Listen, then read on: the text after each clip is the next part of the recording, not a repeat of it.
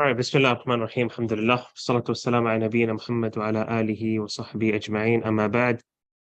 اللهم لا علم لنا إلا ما علمتنا إنك أنت العليم الحكيم اللهم علمنا ما ينفعنا وانفعنا بما علمتنا وزدنا علما اللهم لا سهل إلا ما جعلته سهلا وأنت تجعل الحزن إذا شئت سهلا اللهم فقهنا في دينك وارزقنا العمل بما نتعلم واجعل ما نقوم به خالصا لوجهك وتقبله منا يا رب العالمين. O Allah, we have no knowledge except for what you have taught us, and indeed you are the all-knowing. O Allah, teach us what is beneficial and bless us to benefit from what we have learned and increase us in knowledge. O Allah, there's nothing easy except for what you have made easy for us. So Ya Allah, make every hardship easy for us. O Allah, bless us to be sincere in what we learn and accept this act of worship from us. Ameen ya Rabbil Alameen. Today's tip of seeking knowledge is there's a saying by a Sahabi who said that knowledge without action is like a tree without fruits. Knowledge without implementation, application, is like a tree without fruits. The reason why we learn is, as you mentioned before, is to free yourself from ignorance and to worship Allah in a much more accurate way, in a way that is more pleasing to Him and the way that He wants us to worship Him. It's very important for us, the reminder for me first and foremost, and to everyone else, is whatever you learn, try to implement it, even if you implement it once in your lifetime.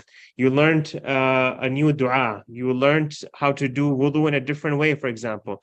Implement it even if you do it once in your life. Imam Ahmad rahimahullah ta'ala, when he learned the hadith of the Prophet sallallahu alaihi wasallam, when he got cupping done, he gave the one who did the cupping a certain amount of money. So Imam Ahmad rahimahullah ta'ala went and he did cupping and he gave the same amount of money to the person who performed the cupping out of applying everything that he learned from the Prophet sallallahu alaihi wasallam.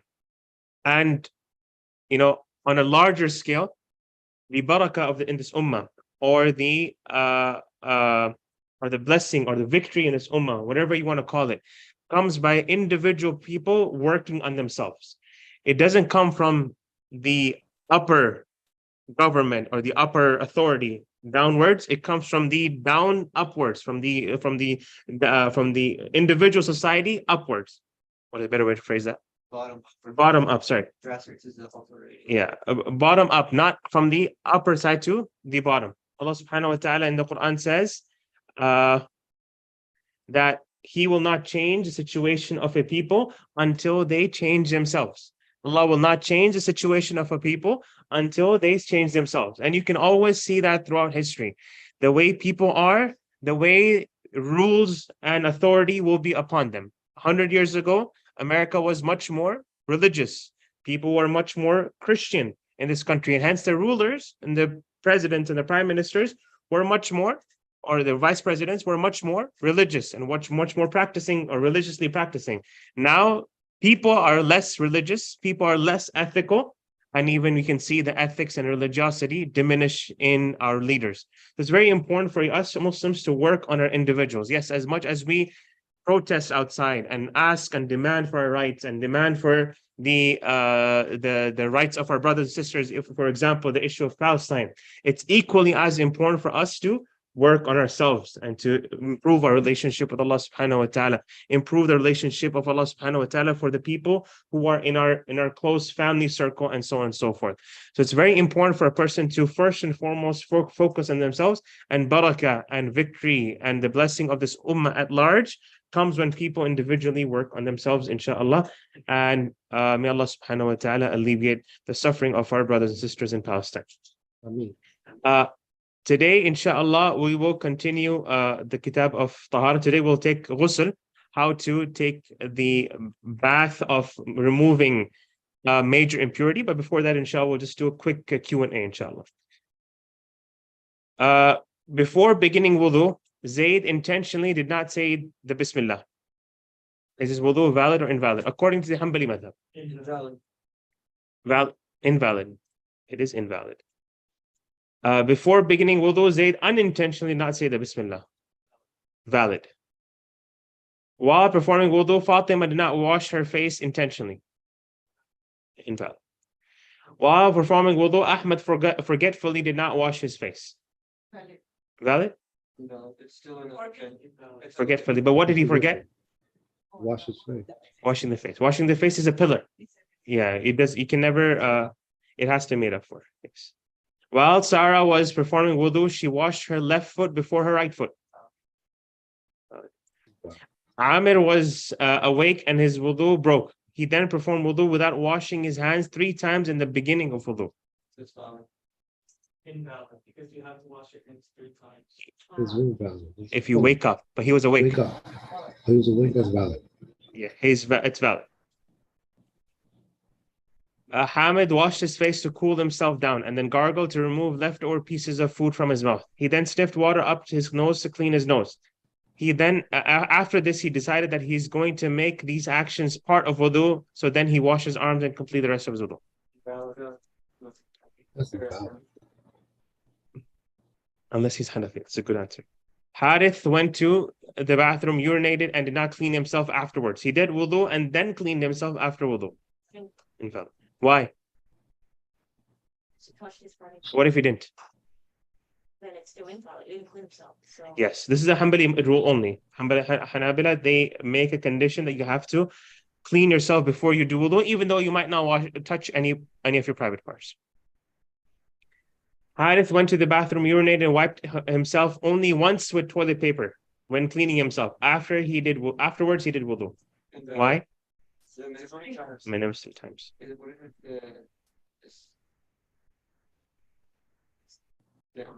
Istijmar. You keep on colonizing it. The word he uses means colonizing.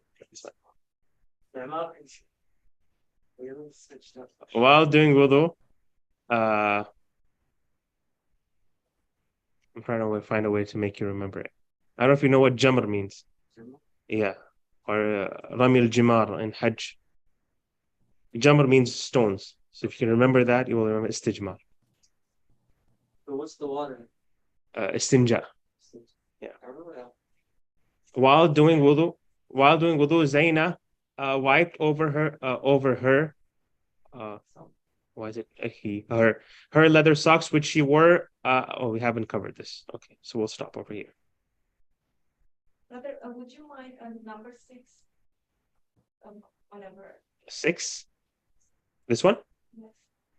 Amr was there's a hadith of the Prophet ﷺ says that when a person wakes up from night sleep, he should not touch any water until he cleans his hands 3 times. 3 times? Yes.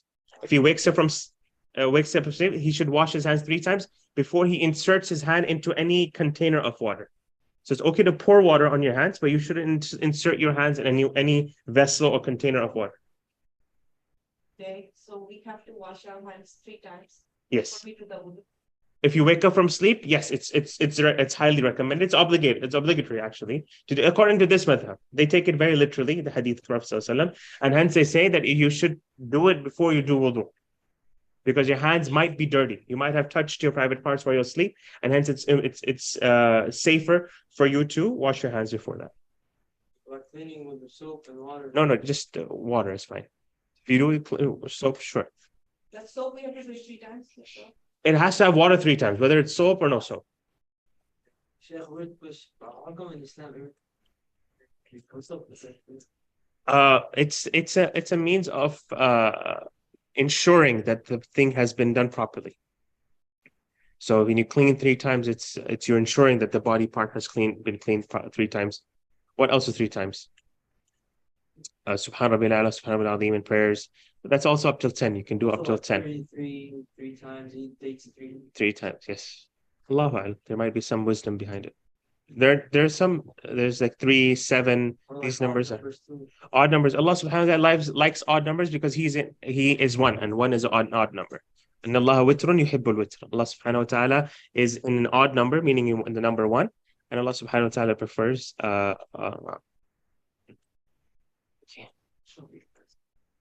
We have some more questions here. A man was wounded on his hand and a drop of blood came up. Doesn't break? If he thinks it's a lot. Drop of blood, that doesn't break. I said that's a tricky one. That doesn't break. But no one thinks a drop of blood is a lot. No. Unless it's like a child, maybe. They don't. That's break. Okay. A husband kissed his wife out of mercy and not desire. Doesn't break. The person accidentally swallowed a pebble, and when he went to the bathroom, it came out of his back passage without any traces of feces on it. Breaks? Why? Anything seems to be in. It's anything from the private parts. Great. After performing wudu, a person had doubts whether he slept or not. After performing wudu. Doesn't break. A person roused off while sitting down for a period of 30 seconds. Doesn't break. A person ate a small piece of camel meat. Breaks. Breaks. While cleaning baby son, Zainab touched his private part with her hand. Breaks. A man kissed his wife's hand with passion and desire. Breaks. Oh, I think that's all we have in this desire. Yes. Night sleep or any sleep? Night sleep. Only night sleep. Night sleep. But during daytime, people nap also one because of Yes. same thing, right? But the hadith says night sleep. That's why. Nice. So some scholars consider it only night sleep because the word says night sleep. Some scholars use it as an example for all sleeps. So other scholars might include other sleeps as well.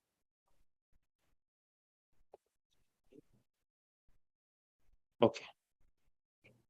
Today we're taking ghusl, but before we get into ghusl itself, we'll talk about the nullifiers or the things or the issues that necessitate major impurity or make a person enter the state of major impurity. As you mentioned, hadith, which is the state of impurities of two types, minor and major. Minor requires wudu, major requires ghusl. So these are things that necessitate ghusl. First is the emission of semen. For a sleeping person, ghusl is necessitated if he sees wetness on his clothes, regardless of whether he remembers a dream or not. So there are few conditions to what kind of ejaculation or release of semen makes a person enter the major state of wudu. First, it has to be done. Firstly, the substance or the liquid that leaves the body is sperm, is semen, and secondly, it is ejaculated, not just released. Because sometimes a person might have some kind of sickness, while he might release semen, it may not be ejaculated. It might just release like urine. And if that's the case, that does not make a person enter major state of impurity. It is something that just breaks his wudu. It doesn't make him enter the major state of wudu, of impurity. But if it's ejaculated and there was some kind of enjoyment involved in it, maybe some kind of dream, or the person was being intimate with his spouse and so on and so forth, that is something that necessitates ghusl. Some women also release some kind of liquid when they are aroused, or when they reach their climax, they release some kind of liquid as well.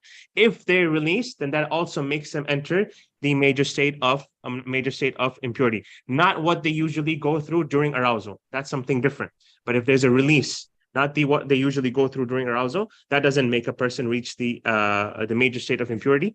But if there's something released during intimacy, then they have the same ruling. As you mentioned, there are a few things a man releases when he is in that state of arousal. One of the things is pre-seminal discharge, which is before he engages in intercourse, he might release something out of arousal. That is something that doesn't break a person's wudu. What breaks a person's wudu is actually semen that is released by a man. That is semen. You got semen and sperm. Semen and sperm. Yeah, semen. Yes. And then you got sperm. In Arabic, it's mani and madi. Many. Semen and sperm are the same thing. No, it's not. No? Different. No, it's different. The one is a liquid, and one is thick. One is like white, like look like water, and one is the semen. Is the sperm is more darker, more, you know what I'm saying? You got semen and sperm. It's different. Because you got the semen that comes out first, then the sperm. Okay. So semen is madi. You got semen that comes out, then you got sperm. These are specific to the Arabic ones. That's like, well, sometimes a person foreplay with their wife, semen comes out, but sperm doesn't. Okay. Can you type this in the chat? I can't hear you clearly. Okay. All right. Thank you. The second is movement of semen with desire. Now, when a person is aroused, it's understood that the semen comes from his back to his private parts. And this, according to the Hanbali madhab, this makes a person reach the state of major impurity, even if he doesn't release it. And this is only according to the Hanbali madhab. The other madhab don't consider this to be something that makes a person reach the major state of impurity. And then after that, if he takes a ghusl and then he has a release, then that doesn't make him necessitate another ghusl. The previous ghusl is enough for him. The third is intercourse.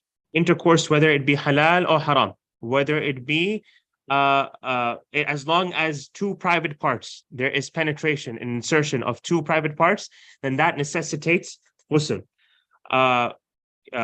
If it's done in a haram way, it still necessitates ghusl. I hope that was clear. Now, there has to be insertion. If it's just merely touching, that doesn't necessitate ghusl. But if there was actual insertion and penetration, then that is something that necessitates ghusl. The fourth thing is the acceptance of Islam from a non-Muslim. When a non-Muslim becomes a Muslim, it is wajib upon him to take a ghusl. It's an obligation upon them to take a ghusl. Not just because that they might have engaged in something that might require major ghusl before their Islam, but just in general. One of the wisdoms is that it might be because that he might have been involved in sexual intercourse before or a wet dream before, and that's why he needs to take ghusl for that. That is one of the wisdoms why we require a non-Muslim, or Islam requires a non-Muslim to take ghusl when he becomes a Muslim. A death, this is the right of the person who has passed away on his community, whoever is able to wash his body, for them to wash his body and to take care of his body. Anyone who's capable and doesn't, and no one ends up washing the body, then everyone who's capable is sinful for not taking care of their brother or sister. Was that clear? The sixth and the last one is the cessation or the stopping of menstrual blood or postnatal bleeding. Menstrual blood is the regular monthly cycle that women go through, and postnatal bleeding is after a woman gives birth. She goes through a period of bleeding, and if she doesn't bleed, then there's no period of postnatal bleeding. But if she does bleed, then she has to do ghusl after the bleeding ends. Postnatal bleeding and menstrual bleeding take the exact same rulings in terms of prayer, in terms of making up for fasts, in terms of what they can't do, and so on and so forth. Any questions about these 6 things? Yes. Okay. The acceptance of Islam from Muslim. Yes. I have a specific question regarding that. So sister accepts Islam. Yeah. But if she has postnatals and she can take them off, or she's not willing to take them off. Yeah. Is she accumulating sins for not doing this to praying, or There's some leeway for people who just enter Islam. There is a hadith where people came to the Prophet ﷺ and they said, Ya Rasulullah, we'll become Muslim, but we're only going to pray 3 times a day. We're not going to pray 5 times a day. And the Prophet ﷺ said, it's okay. Just become Muslim. And it's better for you to be a sinful Muslim than to be a disbeliever, right? So whatever initial, concerns that they might have, recently I had an issue with a young man came to the office and said, I want to be a Muslim, but I still have a girlfriend. I said, it's okay. Just become a Muslim. And then whenever you are ready to end that relationship or make it halal, then let me know. I'll help you get rid of that relationship. So we shouldn't, for them to die in that state of being a Muslim while they're sinful, they have at least Jannah guaranteed, even if it might not be initially, but they have Jannah guaranteed, inshallah. Yes, Saif. I have a question close to that. One time I heard Sheikh Suleiman. He said, because he used to be a sheikh here in America, and he said that a woman came, she was like, I want to convert, or she's married to a man, he doesn't want to convert. Yeah. She said, yeah, it's better for her to convert. Yes. Really, that's true? Yes. So what happens if the man stays, but isn't that always It's just a sin. It doesn't take you out of Islam. being sinful is better? I'm sorry, what was the question? He said there was a man, as a girl came up to the sheikh and said, I want to become Muslim, but my husband is still non-Muslim and I want to continue living with him. Yeah. So the sheikh told them, become a Muslim and continue that life. Yeah, because it's better for them to be that way than to not be a Muslim at all. At least the ladies becoming a Muslim. At least the ladies become Muslim. And even if we consider what she's doing is wrong, she still is a Muslim. That doesn't take her outside of Islam. And if she dies that way, she will get to Jannah, inshallah. But wouldn't she be like punished harder? Allah knows. So look, when it comes to sinful people in Islam, we say they are under the will of Allah subhanahu wa ta'ala.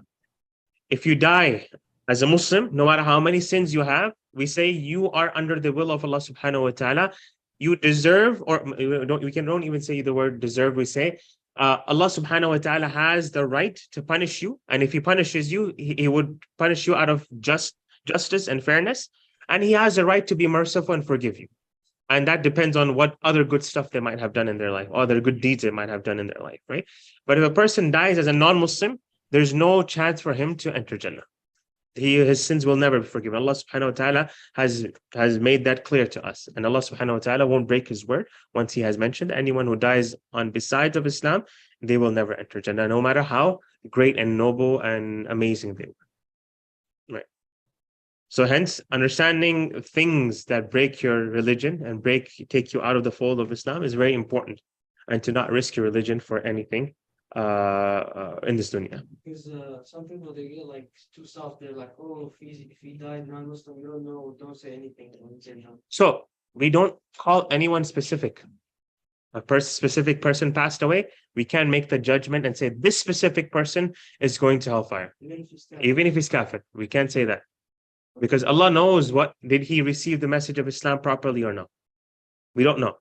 If he didn't receive the message of Islam properly, then there is a difference of opinion what will happen to him. But if he did die kafir, so if we say in general, disbelievers will go to hellfire. In general, Muslims will go to Jannah either through a means of purification in hellfire or without a means of purification in hellfire, but they will eventually go to Jannah. But specific people, and when it comes to Muslim in general, we don't make assumption this Muslim is going to Jannah for sure, unless the entire ummah says this was a good person. Right? Okay? Because one of the things in Islam is the consensus of the entire ummah cannot be wrong. that's why when talking about there's like people taking to the grave, there's like a Jannah or something like that. No, that was they were saying good things about it. Yeah, and he said he's But maybe the Prophet ﷺ had knowledge. Maybe Allah subhanahu wa ta'ala told him whether this person is going to Jannah. But in general, consensus in Islam, if the entire ummah agrees on something, then they will never be wrong. The ummah in the entirety can never be wrong, right? So if the ummah in entirety agrees that this person is a pious person, then we can say this person is from Jannah. But when it comes to Jahannam, or sorry, if there's a difference of opinion, then we can't. Some people say we don't know how this person was, or they don't know this person in general, then we can't say this person is Jannah. We say we hope that he is from Jannah, inshallah. It seems like he is, inshallah, going to Jannah, but we can make certain assumptions about them. and then also I heard like Can we move on? Yes, 1 second. I heard that only Ummah Muhammad will for sure go there. Ummah Muhammad, Or also the nations before us will go to Jannah they're from- if they passed away during their time. Yeah, let's move on. Actions forbidden on a person in the state of major hadath. What a person cannot do in the state of major state of impurity. In the minor state of impurity, what couldn't you do? And what? 3 things. read the Quran, No, pray. Oh, Pray. You can't. you can't do in minor state of hadath, minor state of impurity. Touch the mushaf, pray, Some of the rites of Hajj that were considered the same as tawaf. 3 things you cannot do.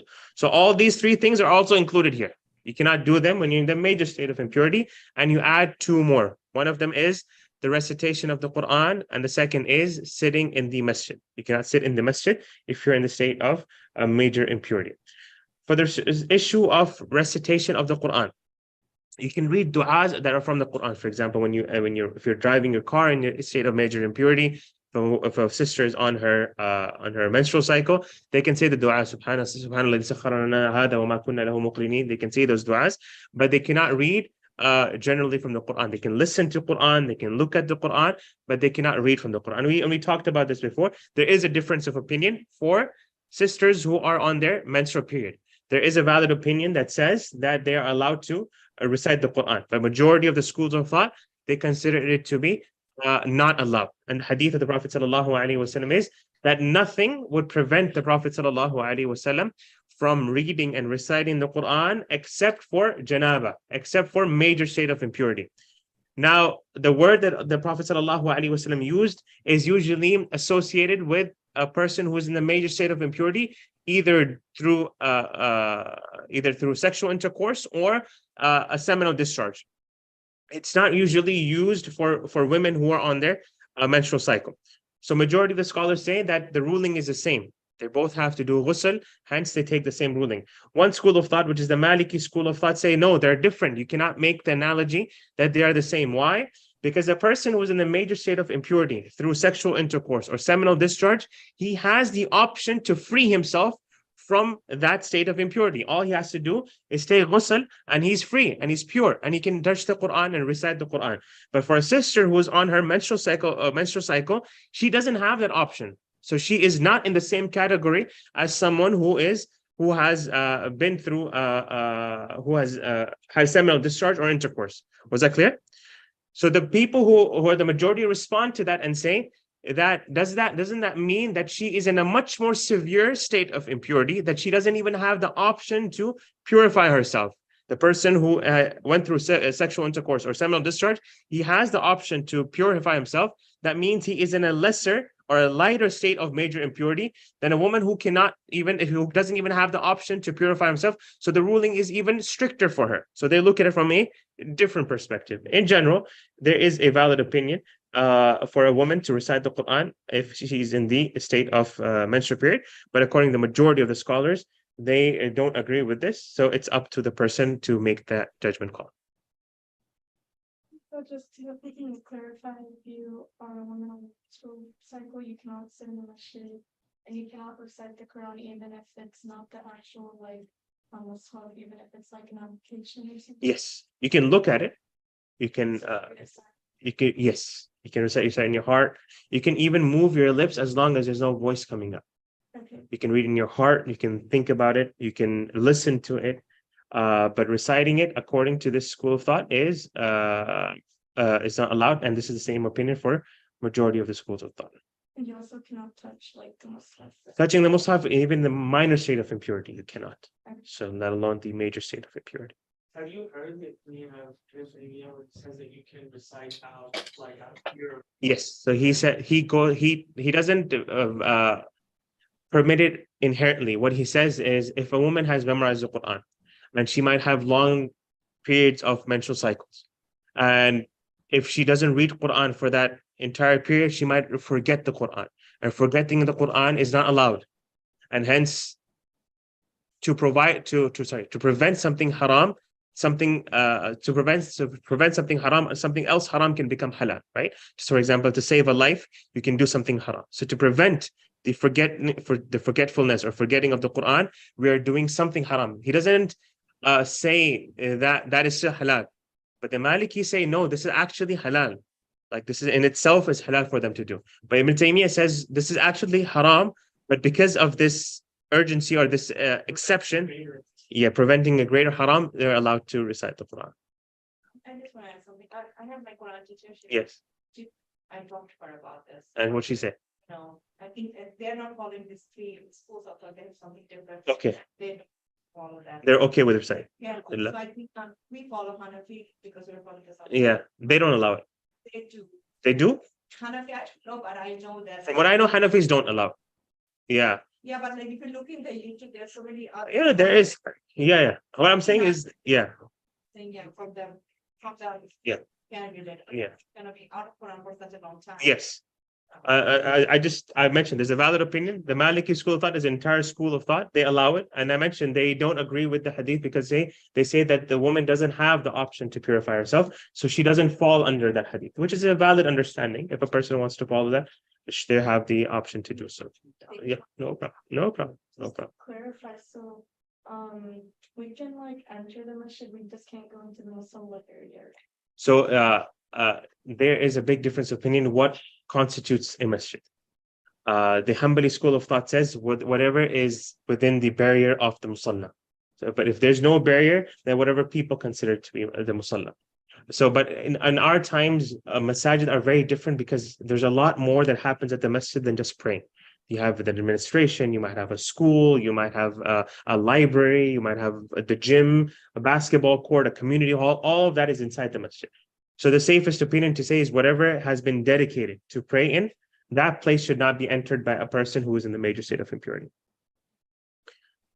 After the person has, there's a way to lighten your major state of impurity, is that when you do wudu.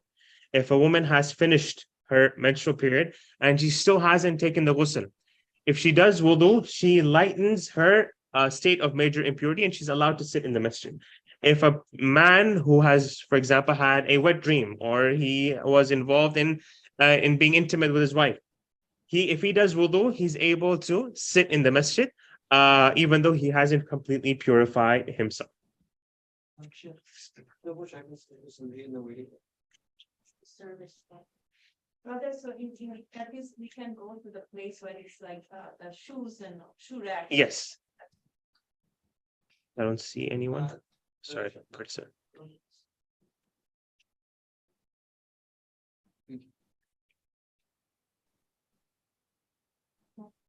Yes. Okay, so you said they can withdraw by chance a major state of impurity, but if you don't make ghusl when you're supposed to make it and you miss salah, is that not also a sin?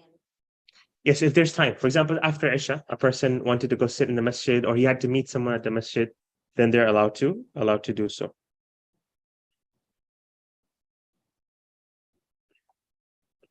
The next slide, or we were supposed to do, is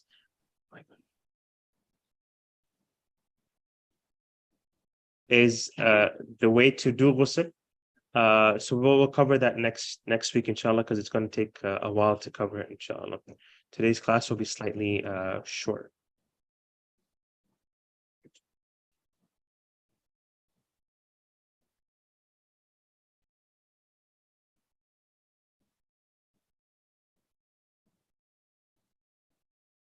Except there's a rule, and not right. It was like if you say what. Yeah, the brother's asking a question. There's a hadith of the Prophet sallallahu alaihi wasallam where he said, water is from water, meaning this is regarding intercourse.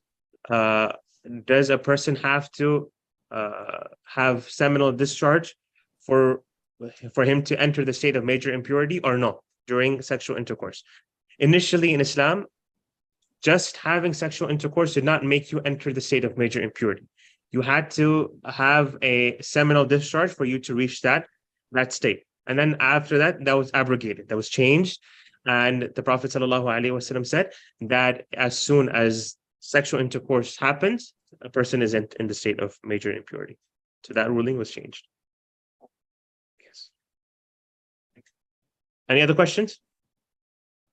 We have time, so if you have any other questions outside of this, we can cover them, inshallah. I heard that ruling because I was like about like a literature on studying about that. Sheikh, he mentioned that. He said that if you wake up, if you see that there's something on the post, whether you see a dream or you don't see, then you have to take a shower, right? If you don't see anything, then there's no release.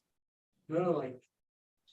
So if you didn't, see a dream. If you didn't see a dream, Yeah. yes, if you can verify that was semen, then that breaks you need to do ghusl. So if there's wetness that you can distinguish as madi and not ani, Then you don't. Then it's just wudu. If you see a dream but there's nothing on the clothes, then you You do nothing there.